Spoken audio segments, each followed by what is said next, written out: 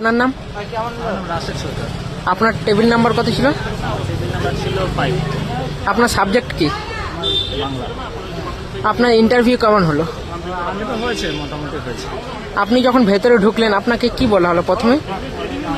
প্রথমে তো আমাদের এখানে ভিতরে ঢুকাইলেও কাগজপত্র ভেরিফিকেশন হলো, হওয়ার পর আমাদের নিয়ে গেল সেখানে ইন্টারভিউ রুমে ঢুকেই আর কি আমাকে জিজ্ঞাসা করা হলো যে কোথা থেকে আসছেন, কি নাম, এসব জিজ্ঞাসা করা হলো এবং বললো যে এইচএস করার পর আপনি কিছু করেছেন কি?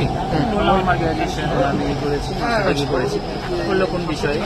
আমি বিষয়টা বললাম। আমি বলছি আপনি কি করেন, এতদিন থেকে আছেন আপনি কি করেন? আমি বললাম আমি কৃষিকাজই করি, কারণ যেটা সত্য সেটাই বলছি, কৃষিকাজই করি। বলছে ও আচ্ছা ঠিক আছে, তুমি যদি স্কুলে তোমার হয় নিয়োগ আর কি, তুমি যদি ওই স্কুলে কোথাও কাছাকাছি স্কুলের মাঠ বা কোনো একটা জায়গা পাও, সেটাতে তুমি কি কোনো কৃষিকাজ এই ধরনের কিছু করবে? বললাম আমি অবশ্যই করবো, যদি সে ধরনের জায়গা থাকে অবশ্যই করবো। বলছে আচ্ছা আচ্ছা ঠিক আছে। বলছে একটা ডেমো তুমি দাও চতুর্থ শ্রেণী থেকে। চতুর্থ শ্রেণীতে এভাবে আমাকে উল্লেখ করে দিয়েছে যে চতুর্থ শ্রেণী থেকে সাবজেক্ট কোন বই? অঙ্ক বিষয়। অঙ্ক বিষয়। আপনি কি ডেমো দিয়েছিলেন? আমি দিয়েছিলাম মৌলিক যৌগিক সংখ্যা। আচ্ছা, মৌলিক যৌগিক সংখ্যা। হ্যাঁ, মৌলিক যৌগিক সংখ্যা ডেমো দিয়েছিলাম। তো আমি ওই ডেমো দিতে গিয়ে যখন শ্রেণী ইত্যাদি লিখছিলাম, সেগুলো মানা করে দিল ওনারাই যে সেটা লিখতে হবে না, আপনি মূল বিষয়ে চলে যান, সময় কম। আমি বললাম আচ্ছা ঠিক আছে। তো আমি মৌলিক যৌগিক সংখ্যা যেভাবে ডেমো দেওয়ার মোটামুটি দিলাম, ওনারা একেবারে শেষ পর্যন্ত দেখেননি। ওনারা বলছেন ঠিক আছে হয়ে গেছে। আপনাকে সিডিপি থেকে গেছি আপনি কি পড়াবেন? আমরা জাস্ট একটু শুরু করেছি, আমি মৌলিক যৌগিক সংখ্যা লিখি নেই, মানে বলি নেই, জাস্ট ওর উৎপাদক বা এইসব জিনিস বলা শুরু করছি, তাতেই বললেন ঠিক আছে। আপনাকে সিডিপি থেকে কোনো কোশ্চেন? না, বাংলা থেকে কোশ্চেন করেনি, বাংলা থেকেও করেননি।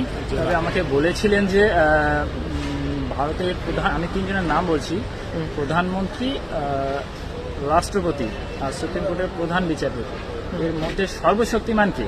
আচ্ছা আচ্ছা, এটা বলেছে। আমি সর্বশক্তিমান বলেছি যে না, 3 জনের সর্বশক্তিমান এককভাবে কেউই না। তো বলছেন যে না, এই প্রশ্নটার উত্তর সবচেয়ে ভালো হতো, এই প্রশ্নটার উত্তর যদি দিতেন যে সর্বশক্তিমান এদের 3 জনের কেউই না, কেউই না, এবং সর্বশক্তিমান হচ্ছে সংবিধান। আচ্ছা ঠিক আছে। তারপর বললেন আবার না, সংবিধানও না, আমরাও ভুল বললাম, সর্বশক্তিমান কিন্তু জনগণ। হ্যাঁ, এটুকুই। তারপর সেরকম কিছু না। আর সেরকম কোনো কোশ্চেন, সিচুয়েশন বেসড কিছু কোশ্চেন? তো সাবজেক্ট সম্বন্ধে কিছুই জিজ্ঞাসা করলো না।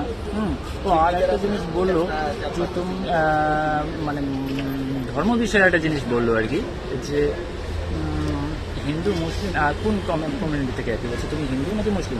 বললাম স্যার প্রথমত তো আমি মানুষ। তবে আমাদের দেশে যেহেতু প্রত্যেক জনের সঙ্গে সঙ্গে কোনো না কোনো ধর্মের হয়েই যায়, ও অটোমেটিক, হ্যাঁ, মুসলিম পরিবারে হয়ে যায়, তো সেক্ষেত্রে কোনো একটা ধর্মে থাকতে হয়, কিন্তু আমি প্রথমত মানুষ। বলছে আচ্ছা ঠিক আছে, এটুকুই জাস্ট। Thank you.